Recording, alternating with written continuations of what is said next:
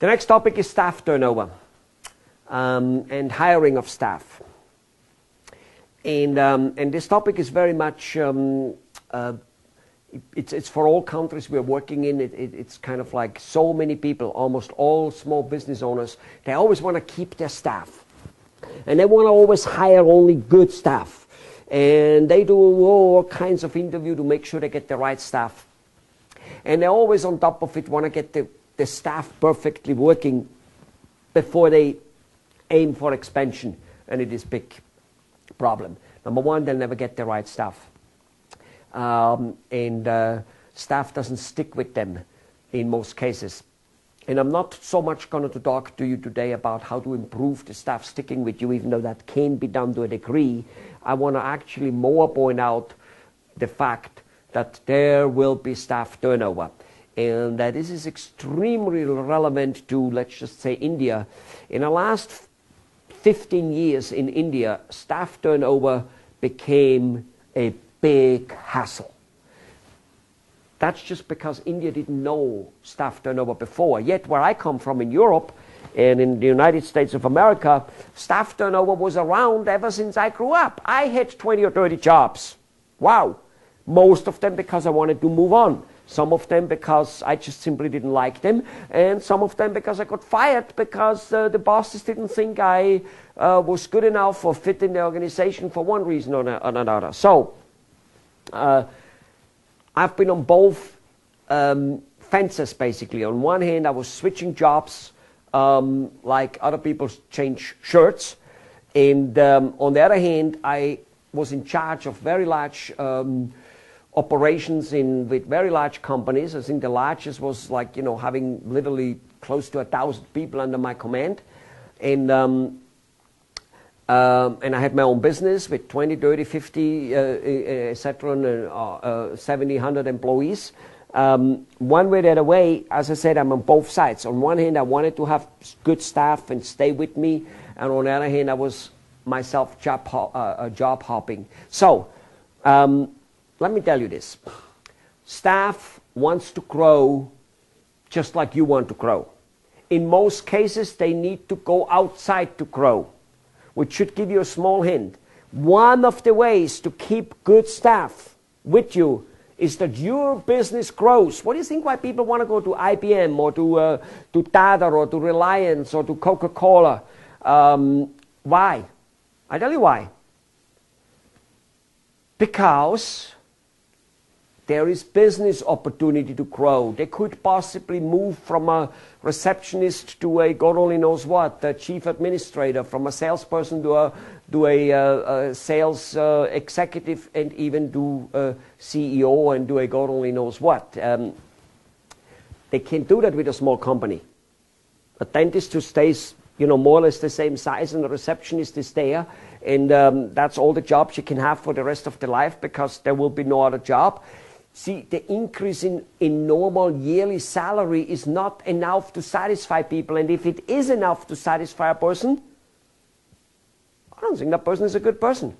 If somebody comes into my office and sits down on an interview and says, well, sir, Mr. Flash, I'm looking for a home. I'm looking somewhere to be for the rest of my life. And let's say the guy is 20 or 30 or 40 for that much. I go, okay, that's great. This is not your home. Goodbye.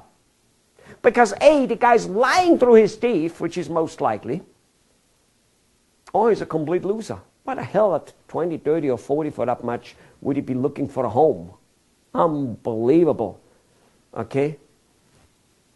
So ladies and gentlemen, and especially you in India, this is a phenomenon which is with you. Staff turnover which will be with you.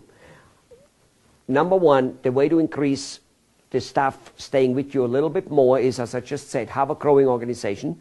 And number two, learn how to give doable orders. Okay? All right? I might say train your employee, but that's actually not... that also, basically, train your employee. Fine, let's put that on it.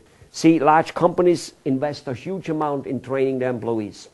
And again, large companies don't do the things they do because they're large. They do these things, those things make them large. So you've got to do that. Okay? You've got to train them. However, there's the fact of doable orders. Most executives Most bosses do not know how to give orders. They give orders such as be friendly.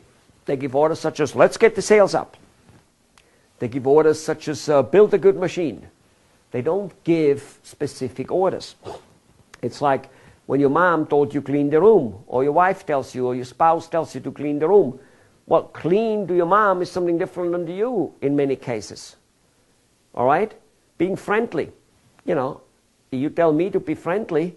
In fact, just this morning, you know, as we are now shooting this movie, and just this morning I had a conversation with one of my clients, and I basically told him to go to hell.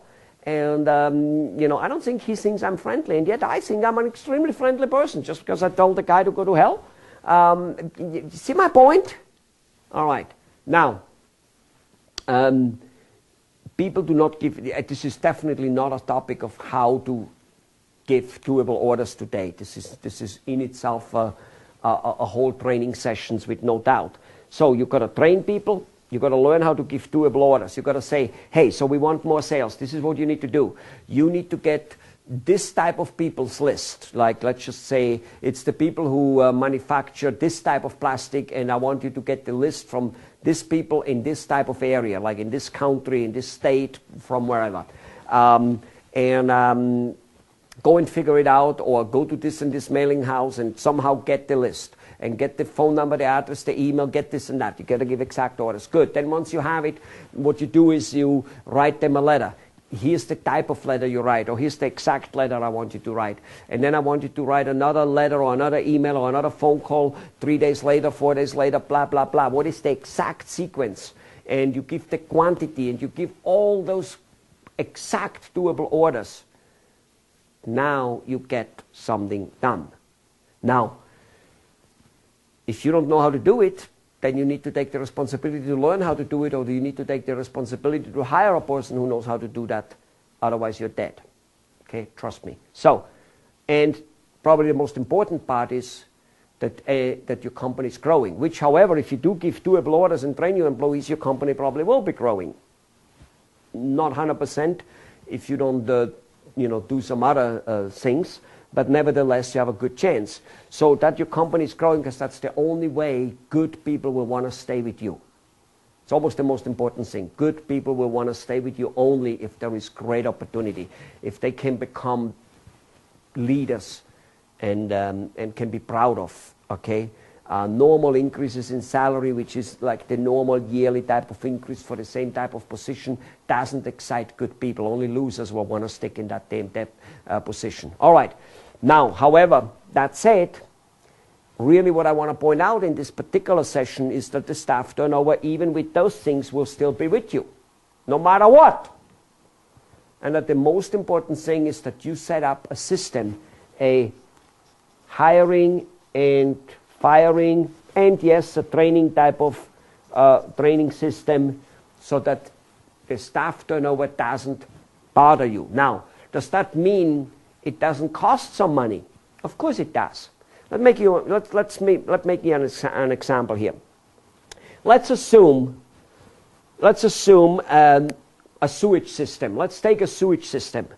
In any city, be it Los Angeles or Bombay, a city without a sewage system is a pretty bad place to be. Okay? In India, there are still some cities where the sewage system is probably not quite what it should be. And many people can remember from 20 and 30 years ago that the sewage system, even in a good city like Bombay, wasn't in every place the way it should be. You don't want to go back to that way. And so, even though nobody wants to spend money, tax money or any money, to build a sewage system, it is the lesser of two evils. It's a little bit like with going to the doctor. Who wakes up in the morning and saying, I want to go to the doctor? Who wakes up in the morning and say, I love to take vitamins, I love to have to buy expensive food so that I get good nutritional food and all that type of stuff so that I can stay healthy? Nobody says he loves that. But it's the lesser of two evils. You have to do it.